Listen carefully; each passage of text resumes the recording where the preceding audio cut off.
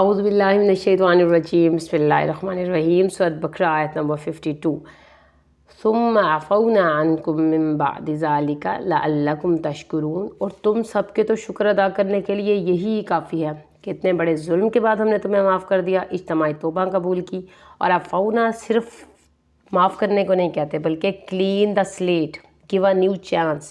For giving lovingly, محبت کے ساتھ، پارڈنڈ یو، معاف کر دیا، بہت محبت کے ساتھ معاف کر دیا تاکہ تم کیری آن کر سکو اس عظیم کام کو جس کے لیے امت مسلمہ کو آج بنایا ہے اور امت بنی اسرائیل جس کا نام آج یہود ہے ان کو بنایا تھا۔ یہ سٹوری پیچھے سے تھرو آؤٹ چلتی آ رہی ہے۔ موسیٰ علیہ السلام نے اپنی قوم کو ہیوملیشن سے نجات دی، سمندر میں غرق ہوتے دیکھا دشمن کو، اور وہاں سے نکل کر پھر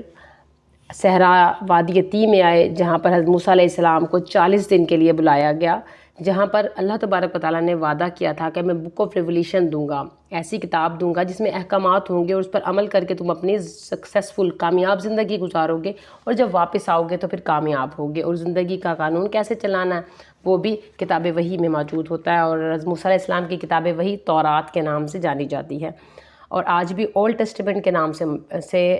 موجود ہے، اور اس میں تفصیلی سٹوریز پائی جاتی ہیں حضرت موسیٰ علیہ السلام کی اور اس سے بعد کے نبیوں کی بھی۔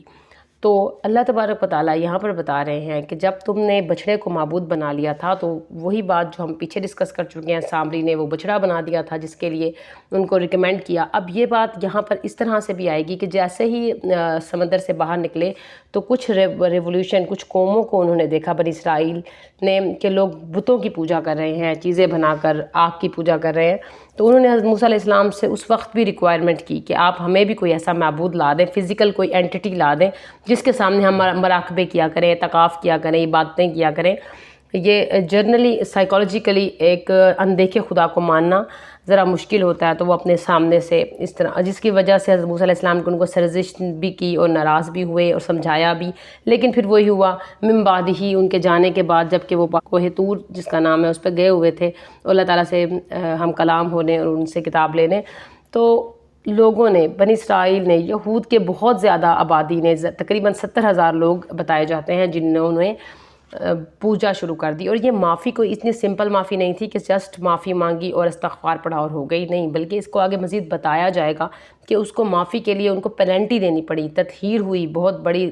نمبرنگ پہ ان کو قربانی دینی پڑی۔ تو وہ کون سی تھی وہ انشاءاللہ اگلی آیت میں آئے گا، اور پھر آیت نمبر 53 میں ہم دیکھیں گے کہ کس وجہ سے بلایا تھا، تو اس کی آگے مزید تفسیر ہے۔ وَإِذْ آتَيْنَا مُوسَى الْكِتَابَ وَفُرْقَانَ لَعَلَّكُمْ تَهْتَدُونَ۔ تمہیں ہدایت پر لانے کے لیے ہم نے موسیٰ کو کتاب اور فرقان دی، تو اب لو یہ کتاب۔ جب معافی ہو گئی، وہ سارا پروسیس کمپلیٹ ہوا معافی کا، تو اس کے بعد اللہ تعالیٰ بتا رہے ہیں کہ یہ کتاب ہم نے موسیٰ علیہ السلام کو تمہارے لیے دی ہے، بنی اسرائیل کے لیے، اور ان کے سر پر فضیلت کا تاج ہے۔ آپ لوگ پوری دنیا کو بتانا ہے اللہ تعالیٰ کی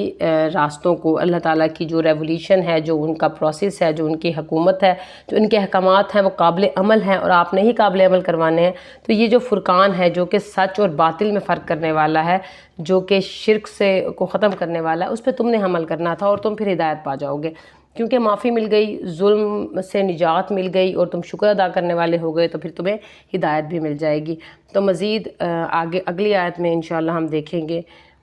کہ کس طرح سے قوم نے جب ظلم سے نجات ان کو کیسے ملی، کہ ان کو کیا پینلٹی دینی پڑی۔ السلام علیکم ورحمۃ اللہ۔